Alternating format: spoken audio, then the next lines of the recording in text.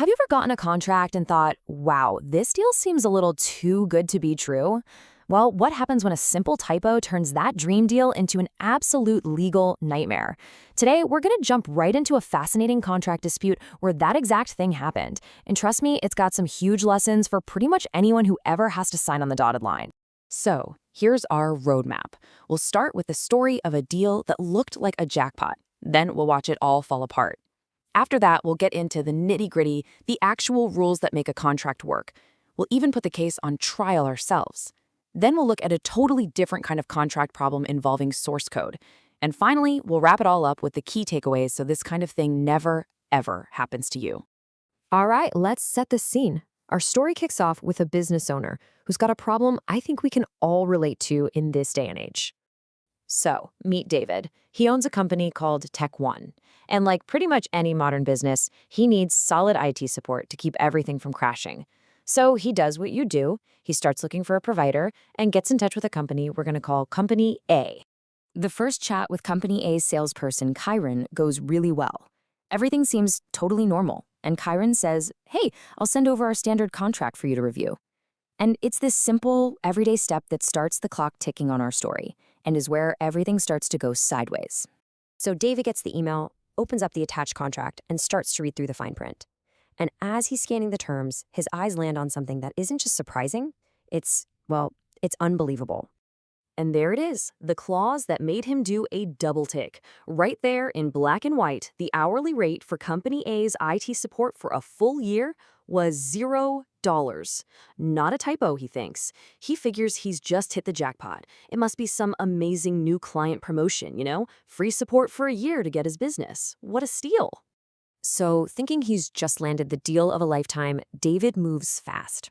But of course, this is the exact point where a simple assumption starts to unravel the whole thing. So, what happens next is a whirlwind. David, super eager to lock in this incredible deal, signs that contract right away and shoots it back over email. But, and this is so important, Kyron over at Company A gets the email, but he never signs it. It just kind of sits in his inbox.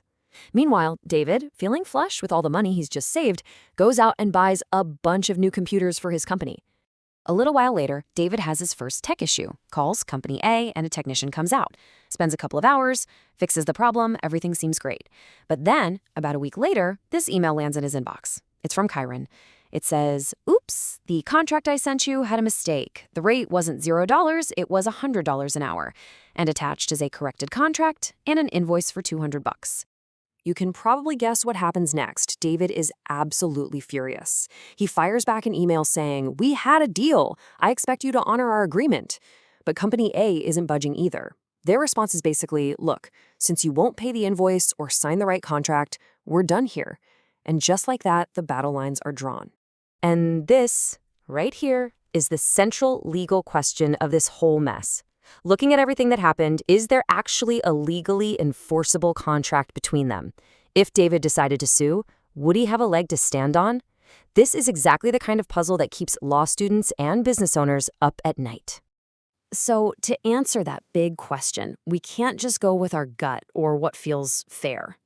Nope, we've got to look at the law. So let's take a quick look at the legal framework. What actually makes a contract a contract?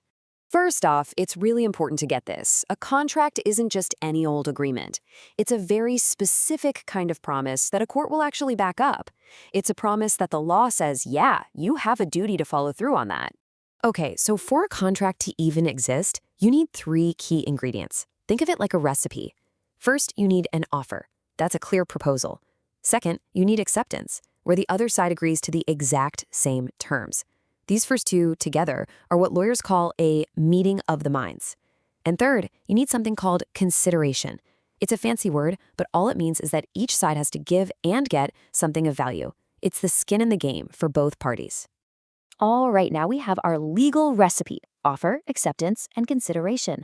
Let's take those rules and apply them to our case. This is exactly how you'd break down a problem like this, taking the law and seeing how the facts stack up. So let's put these arguments side by side. For the offer, David would say, hey, the contract you sent me was a valid offer.